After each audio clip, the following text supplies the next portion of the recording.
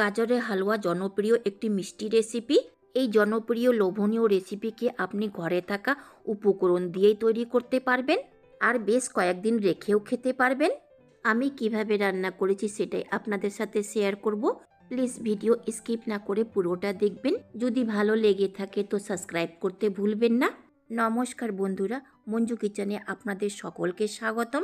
হালুয়া তৈরি করার জন্য 1 কেজি গাজরকে গ্রেট করে নিয়েছি। আপনি এই গাজরকে সেদ্ধ করেও হালুয়া তৈরি করতে পারবেন। সেদ্ধ করা জলটা ফেলে দিলে এর ভিটামিন আর ক্যালসিয়ামটাও বেরিয়ে যাবে। গাজরের যে একটা ফ্লেভার আছে সেটাও আপনি পাবেন না। বা সেদ্ধ করা জলটা শুকাতে অনেক সময় লেগে যাবে। তাই আমি সাজেস্ট করব সেদ্ধ করে না রান্না করে এইভাবে গ্রেট করে রান্না করুন। গ্রেট করে রান্না করা আর সেদ্ধ করে রান্না করার মধ্যে সময়ের খুব একটা তফাৎ থাকে না। আমি দুটোই প্রসেসে গাজরের হালুয়া তৈরি করেছি, বরং গ্রেট করা গাজরের হালুয়ার মধ্যে স্বাদ বেশি লাগে। তবে চলুন একে সেদ্ধ করে নেব। ওভেনকে অন করে চাপাতে হবে ফ্রাই প্যান। সেদ্ধ করার জন্য ফ্রাই প্যানে অল্প পরিমাণেও জল দেবেন না। দিতে হবে গ্রেট করা গাজর আর গ্যাসের ফ্লেমকে একদমই লোতে করে দিতে হবে। আমি জল ছাড়াই একে সেদ্ধ করব। দেব 1/4 টিস্পুন ওপর থেকে নুন। ভালো করে নেড়ে চেড়ে মিশিয়ে দিতে হবে। নুন দিলে গাজর নিজের জল ছাড়বে আর সেই জলেই ঢাকা চাপা দিয়ে গাজরকে সেদ্ধ করে নিতে হবে। আমি 10 মিনিট ঢাকা চাপা দিয়ে গাজরকে সেদ্ধ করেছি। দেখুন গাজরটা সেদ্ধ হয়ে গেছে। একে সেদ্ধ না করে কোনো রকমে মিষ্টি দিতে গেলে এর কুকিং প্রসেসটা বন্ধ হয়ে যাবে। সেদ্ধ করে নেবার পর দেব 1/3 কাপ চিনি। আপনি চিনির পরিমাণটা নিজের স্বাদ মতো দেবেন। দেব 1 টেবিল স্পুন কিশমিশ আর একটা গোটা তেজপাতাকে 2 ভাগ করে। ড্রাই ফ্রুটের মধ্যে আমার কাছে শুধু কিশমিশ ছিল তাই দিলাম। আপনি বেশ কয়েক রকমের দিতে পারেন। চিনির বদলে আপনি নলেন গুঁড়ো দিতে পারেন, তাতে হালুয়া আরও সুস্বাদু হবে। আমি একবার বানিয়ে খেয়েছিলাম।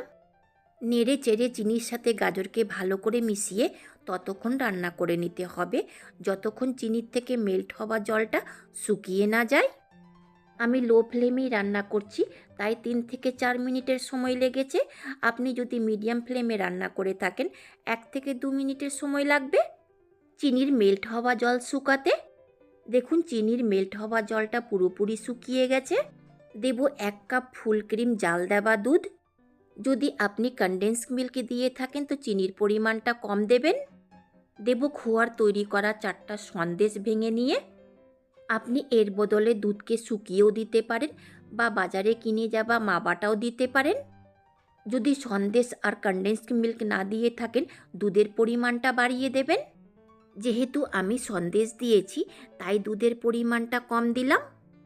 ভালো করে নেড়ে চেড়ে মেশাতে হবে যেন সন্দেশের একটুকু দলা না থাকে। আর দুধ দেওয়ার পর কন্টিনিউ নেড়ে যেতে হবে যেন তলাতে লেগে না যায়। আর ততক্ষণ নেড়ে চেড়ে রান্না করে যেতে হবে যতক্ষণ দেওয়া দুধটা শুকিয়ে নিয়ে খোয়া না হয়ে যায়। লো মিডিয়াম ফ্লেমে নেড়ে চেড়ে 5 মিনিট মতো রান্না করে নিয়েছি। দেখুন গাজরে দেওয়া দুধটা পুরোপুরি খোয়াতে পরিণত হয়ে গেছে।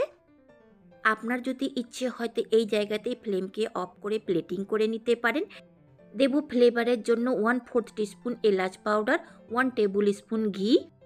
ভালো করে নেড়ে চেড়ে মিশিয়ে দিতে হবে। দেখুন গাজরের হালুয়ার কালারটা একদমই চেঞ্জ হয়ে গেছে আর একদমই শুকনো আর ঝরঝরে হয়ে গেছে। 2 থেকে 3 দিন রেখে খাবার ইচ্ছে করলে এই পর্যন্ত রান্না করে নেবেন। এলাচ পাউডার আর ঘি দেওয়ার পর আরও 2 থেকে 3 মিনিট রান্না করেছি। ফ্লেমকে অফ করে কিছুক্ষণ ঠান্ডা করে নিতে হবে এইভাবে নেড়ে চেড়ে। এইভাবে গাজরের হালুয়া রান্না করলে ফ্রিজ ছাড়াই আপনি 2 থেকে 3 দিন রেখে খেতে পারবেন। দারুণ সুস্বাদু হয়েছে। খাবার পরই প্লেটিং করছি। এখানকার একজন রিকোয়েস্ট করেছিল তোমার হাতে গাজরের হালুয়া খাবো। আমিও এতগুলো গাজর দেখে ভাবলাম যে এর কেন না ভিডিও তৈরি করা যায়, তাই গাজরের হালুয়াটা তৈরি করেছি। ওপর থেকে গার্নিশিং করে দেব সন্দেশ দিয়ে। আপনি ড্রাই ফ্রুট দিয়েও করতে পারেন। যদি গাজরের হালুয়া ভালো লেগে থাকে এইভাবে ট্রাই করতে পারেন। আর লাইক শেয়ার কমেন্ট করবেন এই হালুয়া রেসিপিটা কেমন হয়েছে। পাশে আসা বেল আইকনকেও প্রেস করবেন। আমি যখনই কোনো নতুন ভিডিও আপলোড করব তার নোটিফিকেশান আপনি পাবেন। শেষ পর্যন্ত দেখার জন্য অনেক অনেক ধন্যবাদ।